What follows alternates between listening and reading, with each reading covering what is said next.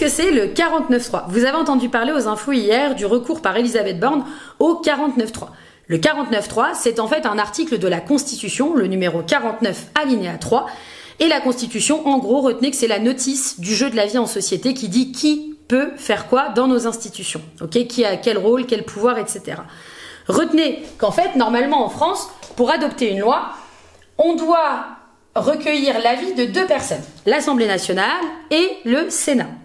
Eux deux, ils sont composés de membres et composent ensemble ce qu'on appelle le Parlement. Le Parlement, c'est eux qui ont le pouvoir législatif. Ok, vous me suivez? Ils votent les lois.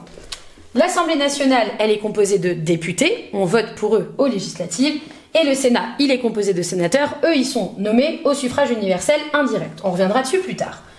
Normalement, vous voyez, il y a 7 étapes. Le 49.3, en réalité, il nous permet de nous passer que d'une seule étape.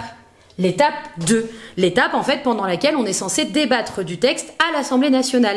Là, ça ne veut pas du tout dire que la loi, elle est adoptée, loin de là. Ça veut juste dire qu'on part du principe que l'Assemblée nationale est d'accord, puisqu'en fait, on se passe de l'étape 2. Mais en fait, ça va bien aller au Sénat, et si le Sénat modifie le texte, ça peut même revenir à l'Assemblée nationale. Attention, Elisabeth Borne pourra à nouveau utiliser, bien évidemment, le 49.3, mais vous voyez, en fait, c'est pas vrai, c'est pas adopté. On se passe juste d'une seule étape.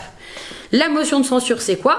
C'est qu'en fait, quand Elisabeth Borne, elle dit « bah moi, j'engage ma responsabilité », c'est-à-dire que je me passe de l'avis des députés, la fameuse étape 2, eh bien, la moitié des députés, ça fait 289 députés en France puisqu'on en a 577, peuvent déposer ce qu'on appelle une motion de censure, c'est dire « bah nous, on n'est pas d'accord ». Si cette motion de censure, elle est adoptée, alors la loi, elle est mise à la poubelle et le gouvernement est renversé. Si, en revanche, la motion de censure n'est pas adoptée, auquel cas, bah, ça poursuit le processus classique. C'est pas du tout, la loi n'est pas finalement adoptée en force. Attention, comme je vous le disais, elle pourra bien évidemment refaire usage du 49.3 au moment de la dernière étape.